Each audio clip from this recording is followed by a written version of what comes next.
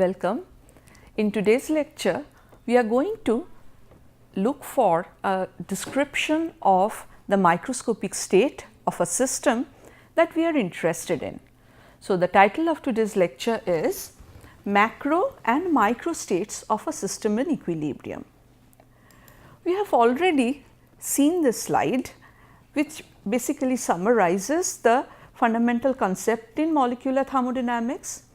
It says that if you are trying to understand the properties of a system that is comprised typically of 10 to the power of 23 interacting particles, first, as we have already seen, that we have already discussed how thermodynamics can be used to understand the macroscopic properties of the system. And here in today's class, we will be interested more in understanding the microscopic model of the systems that we are interested in. And as we have mentioned before, in general, most of the systems are modeled in terms of quantum mechanics. For example, if you are interested in molecular systems, in that case, you are going to use quantum mechanics without fail. But there are certain cases where the description of classical mechanics to develop the microscopic model is also found to be extremely useful. But in today's class, what we are going to do is, we are going to concentrate on developing the microscopic model of a system in terms of quantum mechanics, and in the third part of this course, we will see how statistical mechanics connects these two extreme descriptions. So, let me just remind you of what we have learned regarding the macro state of a system, or in other words, how to characterize the equilibrium state of a system that can be experimented on in the macroscopic scale. So, we have already seen that if I have an isolated system, in that case I require only 3 thermodynamic variables: entropy, volume and number of particles, to describe a given equilibrium state of the system. And in this case, we found that there is a quantity called thermodynamic potential, which uses these 3 variables as a natural variables, and the condition of equilibrium is determined in terms of minimization of the internal energy. We have also seen, if I couple the system with a thermostat and allow it to interact with the reservoir in a certain way, then for example, in this case you use these 3 variables: temperature, volume and the number of particles, to describe the equilibrium property of the system. The corresponding thermodynamic potential is the Helmholtz free energy, and the condition of equilibrium is given by equality of temperature between the system and the reservoir, as well as the minimization of the Helmholtz free energy. Now, with this idea of description of the macro state in mind, now we go and look for how do I define the microscopic state of a system. So, once again, your system is the same. It may be a box full of gas or a completely sealed bottle of some liquid. It does not matter however complicated your system may be. What we are looking for is the most general description of the microscopic state of the system. So, a state that describes the microscopic length scale configuration as well as interactions. So, let us have a look at what quantum mechanics tells us about the microstate of a system in this extreme regime. It says that the microstate of the system can be defined or may be described in terms of a wave function. So, here psi is the wave function, and let us say I have these variables q1, q2 etc. up to qf. These f variables which decide what the value of this wave function going to be. So, once we know this, then the question is, how much information regarding the wave function do I require? So, before I try to explain that, let me explain that f here is the number of degrees of freedom in the system, and the independent variables q1, q2, etc. This is a set of f coordinates that is required to specify the system completely. So, once again coming back, is it possible to understand or obtain complete information regarding psi for a very complicated system? The answer is, well, it may be possible for simple systems, but it is not possible for very complicated systems. But it still does not prevent us from defining a microscopic state, and this is how we are going to do it. The information regarding the psi, the wave function psi, is obtained as a solution of the Schrodinger equation. So, we are going to look at the solutions of the Schrodinger equation for simple model systems and try and understand what these microscopic states are and how we can count the number of possible microscopic states. So, let us look at the renewed definition of the microstate. We would say the microstate or a quantum state of a system, does not matter however complicated it is, can always be defined in terms of f quantum numbers, and these f quantum numbers obviously will ask me the question, where do I get them from? Obviously, you would get it from the solution of the Schrodinger equation, and these quantum numbers tell us how many solutions are possible which will obey the Schrodinger equation. Now, before I proceed further, I would like to point out that whenever you are using the Schrodinger equation, you must be very careful in the sense that the Schrodinger equation at the microscopic level, when it describes the properties of the system, it solves one solves the Schrodinger equation at absolute 0 of the temperature. If you look at the specific functional form of the Hamiltonian operator that operates on the wave function psi, do you find any temperature there? No, because the wave function because the Hamiltonian is a summation of the kinetic energy operator plus the potential energy operator, and temperature does not appear anywhere. So, basically you are looking for the microscopic state of the system at absolute 0 of temperature.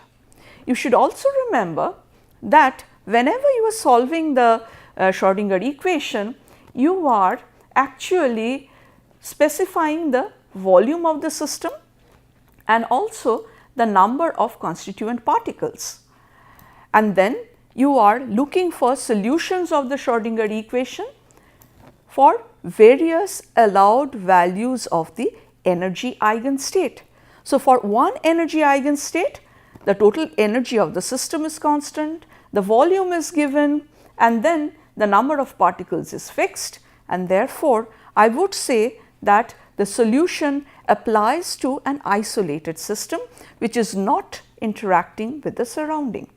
Of course, this has to be the case when you are in the absence of any external field.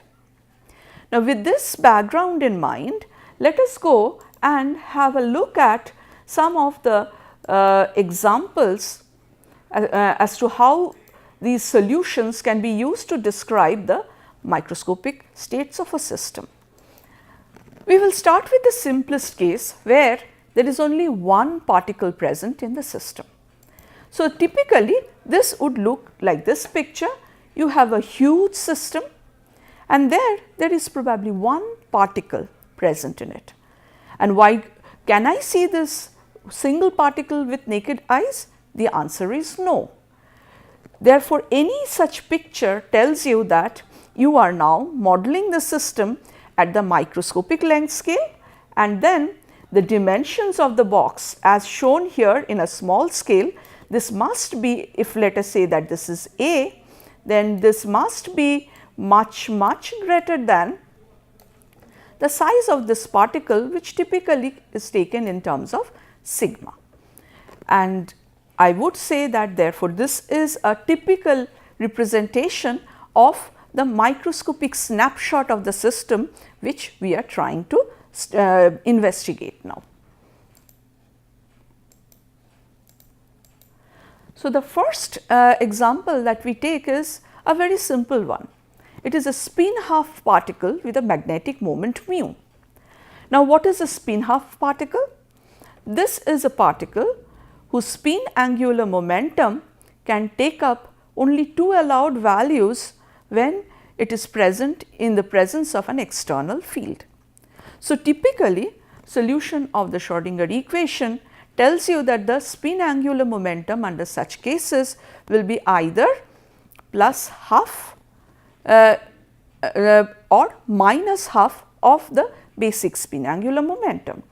So, here a typical microscopic state of the system would look like this. So, if this is the direction of the applied field, this would be corresponding to the spin up state, where the spin is aligned parallel to the direction of the field. And in that case, the associated quantum number would be such that you will have the m value equal to plus half, and the energy eigenstate will have the value of minus mu into h. On the other hand, there is another possibility allowed by the rules of quantum mechanics, and that is the spin down state, where the single spin half particle that we are considering is now directed opposite to the direction of the applied field, and accordingly its energy is E is equal to plus mu h. So, what do we learn from this particular slide? We learn that I have a system where n is equal to 1, and let us say the volume is fixed at V. Now, here capital N is equal to 1. So, for this given macrostate of the system, this is a typical snapshot of the microscopic state of the system. This is the another possible snapshot of the microscopic state of the system. If I now fix the value of the total energy of the system at this value, there is only one microscopic state, which is this. If I fix the total energy of the system at this value, then what is the possible microscopic state? This is the only possible microscopic state as allowed by the rules of quantum mechanics. Now, there can be other situations as well, and in general this is one of the simplest situations that you can have. Let us say you have a single particle present in a constant volume, and solution of the Schrodinger equation for this particle gives you only 2 energy states. The lower energy state is the 0 of the energy, which I designate as epsilon equal to 0, and the upper energy state, which is higher than the 0 energy state, is associated with some energy value epsilon. If I use a quantum number, in that case I will say that, let us say that this quantum number is n. So, how many quantum numbers can I find here associated with these 2 possible solutions? Of course, there will be 2 quantum numbers associated with these 2 values. So, typically let us say that the first allowed value of the quantum number is n equal to 0. Correspondingly, the energy eigenstate as shown here will be equal to 0, and this is going to be a typical representation of the microscopic state of the system. So, by using this ball, all I am trying to say is the system now occupies the lower energy eigenstate. Now, when the quantum number n is equal to 1, so it has taken up its second possible value, then the energy of the system would be equal to epsilon, and then this is going to be a typical representation of the microscopic state? So, it says that there are two energy states available to the system. Given a chance, it can either be here or be here. When the system is in the first microstate, the total energy of the system comprised of this single particle is E equal to 0. But when the system is comprised of this microstate, the total energy is equal to 0. Now, can you answer this question? Which microstate will be possible for this system if the total energy is epsilon? Of course, only this system is possible. Now, let us once again see some more examples so that we understand how the quantum numbers are being used to define the microscopic state of a system. So, now we take up this one dimensional simple harmonic oscillator. So, as all of us know that the solution to the Schrodinger equation for any such system is characterized by a single vibrational quantum number or a simple quantum number V, and the discrete values of energy that are obtained by the solution of the Schrodinger equation is given by EV, that is h cross omega multiplied by V plus half. Now, what is omega? In this case, omega is the intrinsic angular frequency of the simple harmonic oscillator. H cross is h by 2 pi, where h is the Planck constant, and this will be used all throughout our discussion. So, here different possible values of E varies from each other in terms of this quantum number V. So, the question is, what are the different values of V does quantum mechanics allow? It is possible to show that we can take up values from 0, 1, 2 and so on and so forth up to infinity. So, what do we learn from this kind of result? We understand that if I have a simple harmonic oscillator that is present in a one dimension, in that case, how many microscopic states for the system are possible? The answer is infinite. How do I know that they are infinite? That is because V can take up an infinite number of different values. Now, let us have a more pictorial representation of these microscopic states, and they are as follows.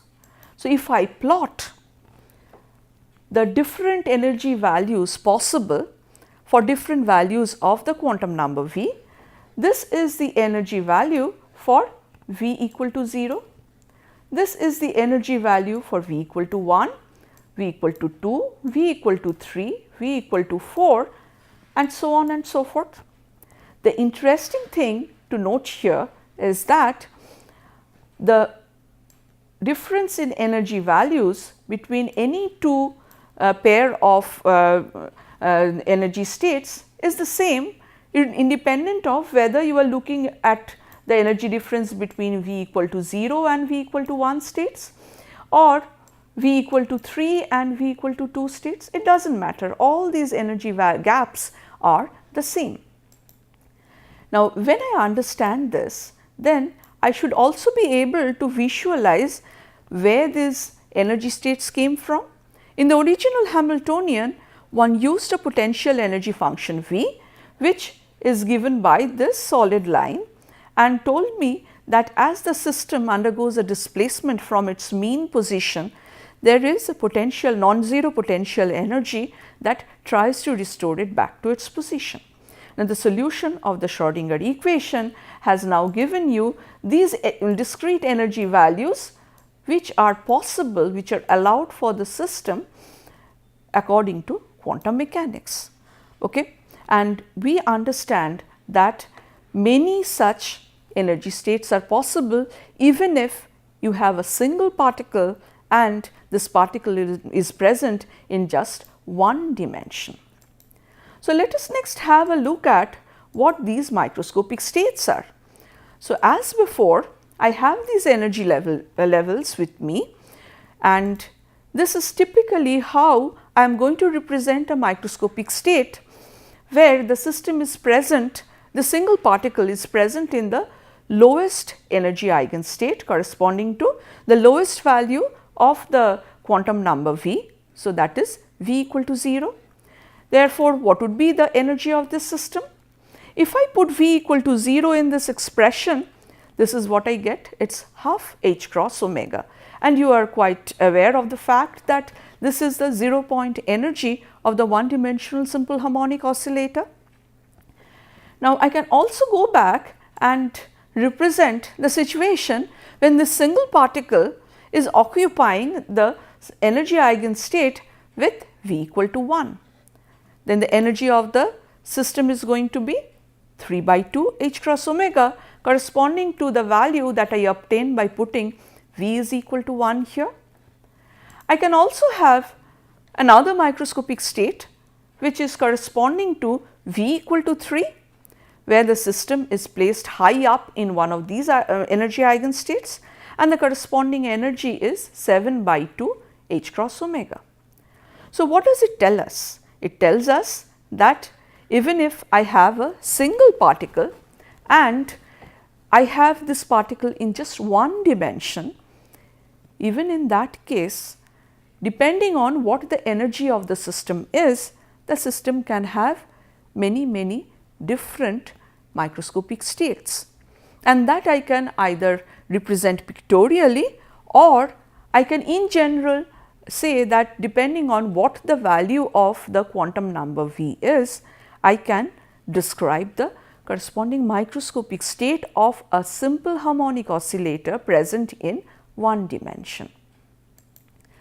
The next system that I will just touch upon is a rigid rotor, and it is known from quantum mechanics that the discrete energy values that are allowed for a rigid rotor is given by this expression, where it is characterized by this rotational quantum number j, and it is shown that Ej is given by j into j plus 1 into V, where j can take up discrete integer values starting from 0, 1, 2 and so on up to infinity. So, what are the possible Ej values that you can think of? You can think of an infinite number of possibilities. In this case, there is another quantity that appears, and this quantity is B. So, what does B represent? B represents the rotational constant, and it is a characteristic property of the system that you are studying, because it depends on the moment of an inertia of this rigid rotor, and that is the information of the specific system that is carried by B. So, once again we have a system where I have a single particle which is a rigid rotor, and there are infinite number of values possible for the quantum number j, with which I associate the discrete energy values Ej. Therefore, the different microscopic states are going to be characterized by different values of j. Now, once I have some ideas about these very simple systems, let me now go back and pick up a little different idea, but still in the one dimension. And in your introductory courses on quantum mechanics or quantum chemistry, you have come across this situation where a particle is confined within a one dimensional box, and if this length of confinement is a, and if the particle has a mass m, then the discrete energy values that are possible for this system are given by E n, that depends on the mass m, the length a of the direction in which it is confined, and it also depends on one particular quantum number which is represented as n. And n can take up values from 1, 2, 3 to infinity. And therefore, I understand that for a particle in a one dimensional box, once again we are faced with the situation that an infinite number of microscopic states is possible, and for each value of n, I have an associated value of En, which gives the value of energy eigenstate of my system. Now, if I want to have a closer look here, so this is how the energy states vary with the quantum number. So, here this represents the energy value with respect to n equal to 1. This represents the energy value with respect to n equal to 2, 3, 4 and so on and so forth. So, what I can see is quantum mechanics once again has predicted a discrete set of energy values corresponding to each value of the quantum number n. And then I can basically generate different microscopic states by using these quantum number n. And I also understand here this particular example is different from my previous example, in the sense that here I have energy values as before increasing with n. So, for n equal to 1, the energy value is h square by 8 m s square. Let us divide E n by this h square divided by 8 m n square s square. So, what I am left with is n square. So, as you see, for n equal to 1, the scaled value of E, that is 1. For n equal to 2, the value is 4 and so on and so forth. Now, have a look at this. If I am in this region, then the energy difference between two successive energy states is small. But as I go higher and higher up, this value goes on increasing.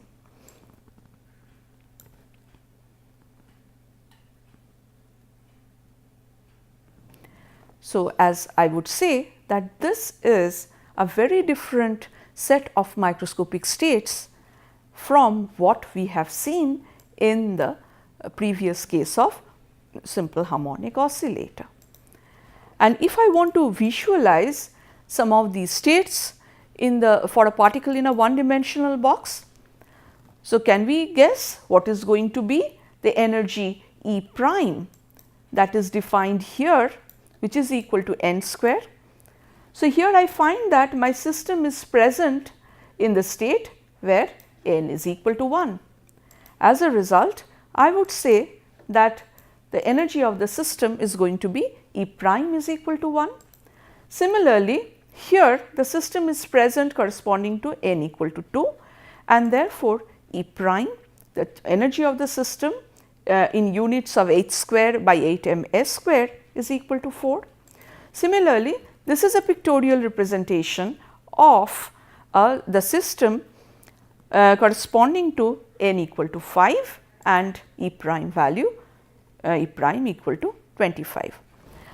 So, we have come to the conclusion of this very simple lecture where we have used the quantum numbers to define the microscopic states of the system. Every microscopic state has a specific value for it, the quantum number of the eigenstates that we are interested in.